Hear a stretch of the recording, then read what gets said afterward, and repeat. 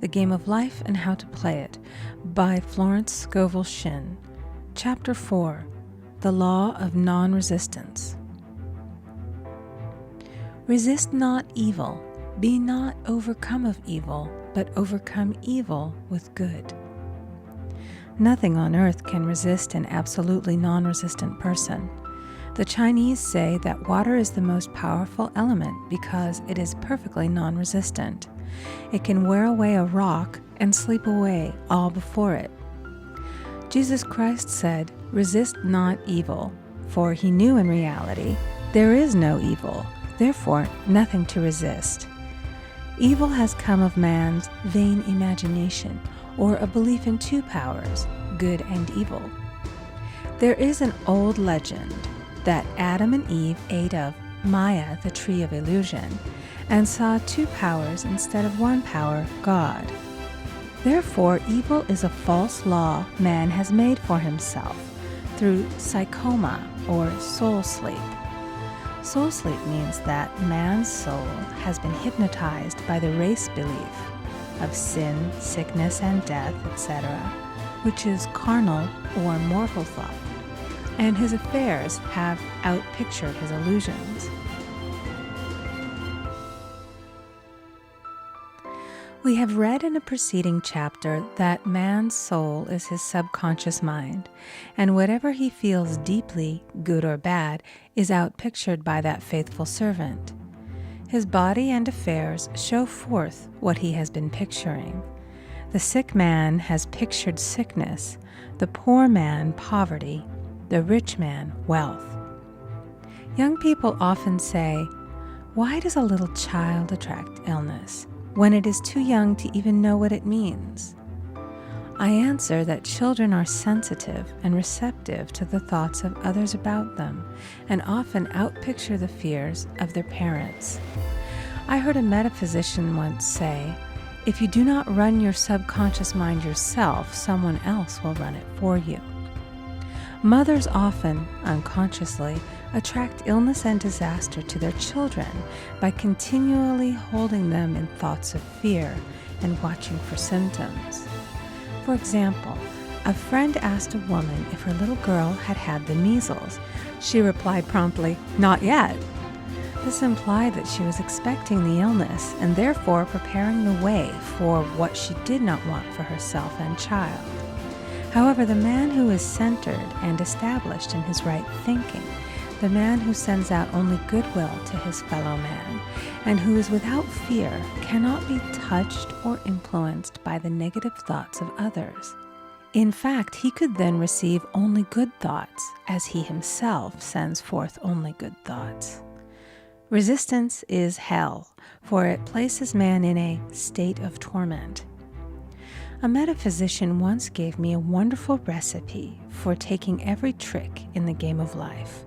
It is the acme of non-resistance. He gave it in this way. At one time in my life, I baptized children, and of course they had many names. Now I no longer baptize children, but I baptize events. But I give every event the same name. If I have a failure, I baptize it success, in the name of the Father and of the Son and of the Holy Ghost. In this we see the great law of transmutation, founded on non-resistance. Through his spoken word, every failure was transmuted into success. For example, a woman who required money, who knew the spiritual law of opulence, was thrown continually in a business way with a man who made her feel very poor. He talked lack and limitation, and she commenced to catch his poverty thoughts. So she disliked him and blamed him for her failure. She knew in order to demonstrate her supply, she must first feel that she had received. A feeling of opulence must precede its manifestation. It dawned upon her one day that she was resisting the situation and seeing two powers instead of one. So she blessed the man and baptized the situation. "Success," she affirmed. As there is only one power, God, this man is here for my good and my prosperity, just what he did not seem to be there for. Soon after that, she met, through this man, a woman who gave her, for a service rendered, several $1,000s, and the man moved to a distant city and faded harmoniously from her life. Make the statement, "Every man is a golden link in the chain of my good, for all men are God in manifestation, awaiting the opportunity given by man himself to serve the divine plan of his life. Bless your enemy, and you rob him of his ammunition. His arrows will be transmuted into blessings." This law is true of nations as well as individuals. Bless a nation, send love and goodwill to every inhabitant, and it is robbed of its power to harm. Man can only get the right idea of non-resistance through spiritual understanding. My students have often said, "I don't want to be a doormat." I reply, when you use non-resistance with wisdom, no one will ever be able to walk over you. Another example. One day I was impatiently awaiting an important telephone call. I resisted every call that came in and made no outgoing calls myself, reasoning that it might interfere with the one I was awaiting. Instead of saying, "Divine ideas never conflict, the call will come at the right time," leaving it to infinite intelligence to arrange, I commenced to manage things myself. I made the battle mine, not God's, and remained tense and anxious. The bell did not ring for about an hour, and I glanced at the phone and found the receiver had been off that length of time, and the phone was disconnected. My anxiety, fear, and belief in interference had brought on a total eclipse of the telephone. Realizing what I had done, I commenced blessing the situation at once. I baptized it success and affirmed, "I cannot lose any call that belongs to me by divine right. I am under grace and not under law." A friend rushed out to the nearest telephone to notify the company to reconnect. She entered a crowded grocery, but the proprietor left his customers and attended to the call himself. My phone was connected at once, and 2 minutes later I received a very important call, and about an hour afterward, the one I had been awaiting. One's ships come in over a calm sea. So long as man resists a situation, he will have it with him. If he runs away from it, it will run after him. For example, I repeated this to a woman one day, and she replied, "How true that is. I was unhappy at home. I disliked my mother, who was critical and domineering. So I ran away and was married. But I married my mother, for my husband was exactly like my mother, and I had the same situation to face again. Agree with thine adversary quickly." That means agree that the adverse situation is good. Be undisturbed by it, and it falls away of its own weight. "None of these things move me" is a wonderful affirmation. The inharmonious situation comes from some inharmony within man himself. When there is in him no emotional response to an inharmonious situation, it fades away forever from his pathway. So we see man's work is ever with himself. People have said to me, "Give treatments to change my husband or my brother." I reply, "No, I will give treatments to change you. When you change, your husband and your brother will change." One of my students was in the habit of lying. I told her it was a failure method, and if she lied, she would be lied to. She replied, "I don't care. I can't possibly get along without lying." One day she was speaking on the phone to a man with whom she was very much in love.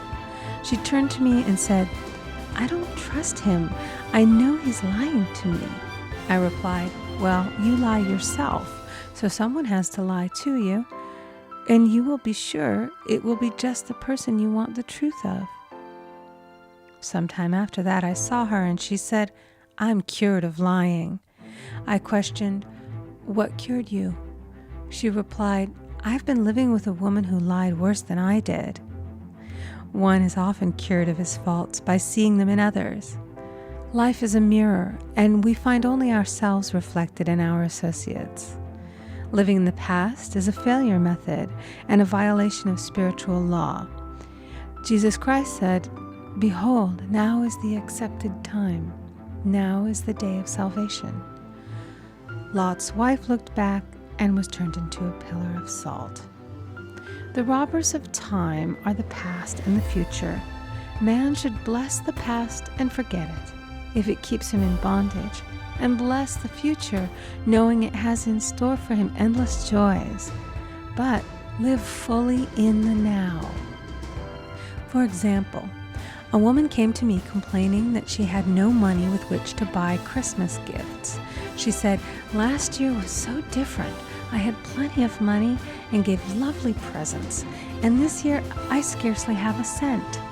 I replied, "You will never demonstrate money while you are pathetic and live in the past. Live fully in the now and get ready to give Christmas presents. Dig your ditches and the money will come." She exclaimed, "I know what to do. I'll buy some tinsel, twine, Christmas seals, and wrapping paper." I replied, "Do that, and the presents will come and stick themselves to the Christmas seals." This too was showing financial fearlessness and faith in God, as the reasoning mind said, "Keep every cent you have, as you are not sure you will get any more." She bought her seals, paper, and twine, and a few days before Christmas received a gift of several $100s. Buying the seals and twine had impressed the subconscious with expectancy and opened the way for the manifestation of the money. She purchased all the presents in plenty of time. Man must live suspended in the moment. Look well, therefore, to this day, such is the salutation of the dawn. He must be spiritually alert, ever waiting his leads, taking advantage of every opportunity. One day, I said continually, silently, "Infinite Spirit, don't let me miss a trick." And something very important was told to me that evening. It is most necessary to begin the day with the right words. Make an affirmation immediately upon waking. For example, "Thy will be done this day. Today is a day of completion. I give thanks for this perfect day. Miracle shall follow miracle, and wonders shall never cease." Make this a habit, and one will see wonders and miracles come into his life. One morning, I picked up a book and read, "Look with wonder at that which is before you." It seemed to be my message for the day, so I repeated it again and again. Look with wonder at that which is before you. At about noon, a large sum of money was given to me, which I had been desiring for a certain purpose. In the following chapter, I will give affirmations that I have found most effective. However, one should never use an affirmation unless it is absolutely satisfying and convincing to his own consciousness. And often, an affirmative is changed to suit different people. For example, the following has brought success to many. "I have a wonderful work in a wonderful way. I give wonderful service for wonderful pay." I gave the first 2 lines to one of my students, and she added the last 2. It made a most powerful statement, as there should always be perfect payment for perfect service, and a rhyme sinks easily into the subconscious. She went about singing it aloud, and soon did receive wonderful work in a wonderful way, and gave wonderful service for wonderful pay. Another student, a businessman, took it and changed the word to business. He repeated, "I have a wonderful business in a wonderful way, and I give wonderful service for wonderful pay." That afternoon, he made a $41,000 deal, though there had been no activity in his affairs for months. Every affirmation must be carefully worded and completely cover the ground. For example, I knew a woman who was in great need and made a demand for work. She received a great deal of work, but was never paid anything. She now knows to add, wonderful service for wonderful pay. It is man's divine right to have plenty, more than enough. His barns should be full, and his cup should flow over. This is God's idea for man, and when man breaks down the barriers of lack in his own consciousness, the golden age will be his, and every righteous desire of his heart fulfilled. End of chapter 4. Recording by Amy Conger.